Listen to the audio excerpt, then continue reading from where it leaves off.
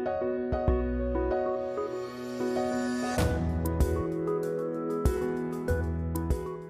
everybody, welcome back to Tuesday Truth. We're on Psalm 2 today, which with Psalm 1 formed the gateway to the Psalms and sort of unpack many of the themes that will be interwoven throughout the time. But let's jump into Psalm 2.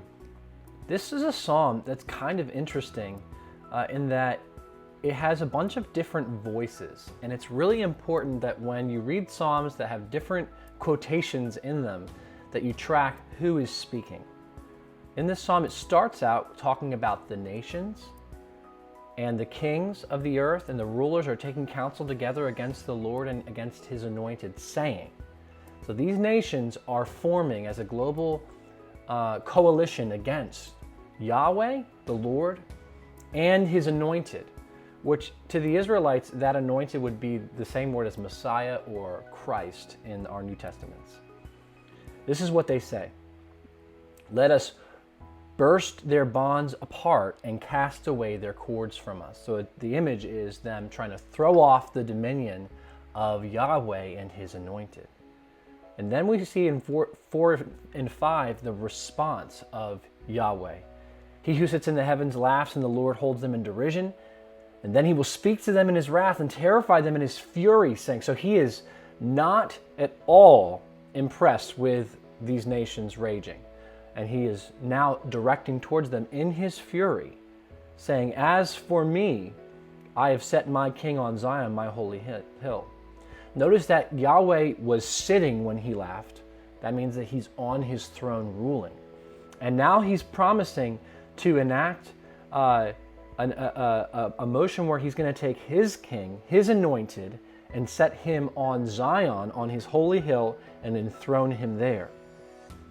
Now in verse 7, we see a new voice interject into the conversation, and this is the voice of the anointed one, the Messiah, the King. The Lord said to me, you are my son, today I have begotten you. Ask of me, and I will make the nations your heritage, and the ends of the earth your possession, and you shall break them with a rod of iron and dash them in pieces like a potter's vessel. So the anointed is recording a conversation he's had with Yahweh, and he's promised to make the nations his inheritance and to have his rule crush all of his enemies. And then finally we see now the Messiah, the anointed, the King of Israel, direct a command to the nations. He says, now therefore, based on all of this, O kings, be wise, be warned, O rulers of the earth. Serve the Lord with fear and rejoicing, with trembling. Kiss the Son, lest he be angry, and you perish in the way, for his wrath is quickly kindled, and blessed are all who take refuge in him. So he turns to the nations and says, you must serve the Lord. You must submit yourself to the Lord. He is going to crush you. All those who resist him will perish. And so kiss the Son, submit, and pay homage to him. Serve him, rejoice with joy, and tremble. Now, in Israel, this would be read, this psalm, whenever a new king was coronated. And it was always a reminder that whoever was set in power over Israel was enacting the rule of Yahweh from his throne on the earth. But we know that the promise here of all nations being under the rule of the king of Israel never truly came about. Even under Solomon, there were limitations. This, you are my son, today I have begotten you, in verse 7, reminds us of someone else. In Hebrews 1 verse 5, that verse is actually quoted as a description of Christ and showing how he's greater than angels.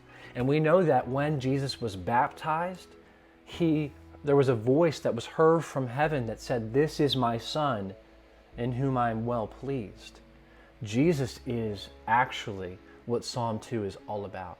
He was the blessed man in Psalm 1 who always abided with God and delighted in the law, and he is the ruler of all nations. And his kingdom has come in his death and in his resurrection through us as he helps us make disciples of all nations.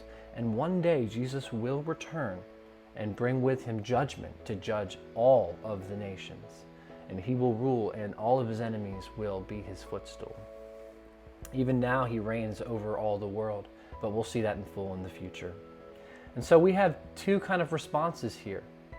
We can resist him and rage against him like the nations. And if we do that, the only thing that is promised is perishing. Or we can submit to him, and we can in fear draw near to him and rejoice in him and experience, as that psalm ended, the blessedness, the happiness that comes from finding our refuge in him.